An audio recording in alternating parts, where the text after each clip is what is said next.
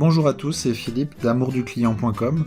Je vous fais une sélection des articles qui paraissent chaque jour depuis une base de données d'une centaine de sites sur la vente. Aujourd'hui, j'ai pu choisir deux articles qui sont particulièrement intéressants. Un premier article qui est en anglais sur le site Sales Scripter, qui explique en fait, qui donne ses trucs pour un entretien de découverte. Et enfin, j'ai choisi un deuxième article, un best-of 2021, d'un site francophone qui s'appelle sensduclient.com. On va en parler brièvement dans cette courte vidéo. Donc comme vous pouvez le voir sur cet écran, on va commencer par le site SalesScripter et cet article sur comment mener un entretien de découverte. Et pour faire court, en fait, donc on a une vidéo qui est très bien à regarder, je vous mets tous les liens sous la vidéo comme d'habitude.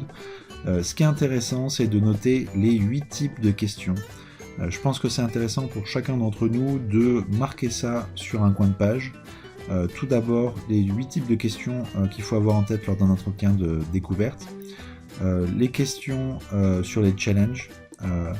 Les questions sur la situation actuelle par rapport à l'activité de l'interlocuteur. Les questions sur les envies d'évolution. Les questions d'organisation. Les questions en besoin d'achat, les besoins en capacité d'achat, les questions sur le pouvoir décisionnaire sur l'achat, les questions sur l'intention d'achat. Voilà, je pense que ça fait 8. Et en fait, dans cet article, on a toute une série de questions qui sont toutes simples mais très pertinentes. Donc, ce que je vous propose, c'est, en plus de cet article, c'est de reprendre ces questions, les traduire en français dans un petit fichier et de le mettre sur le site amourduclient.com. Le deuxième site, c'est sensduclient.com, un site francophone de Thierry Spencer, consultant et conférencier. Très bien, parce que c'est un best-of 2021, donc forcément il y a déjà un certain tri. Les deux articles qui m'ont semblé intéressants de choisir, c'est le premier, c'est 30 faits et chiffres sur les usages de la visio et de la relation client.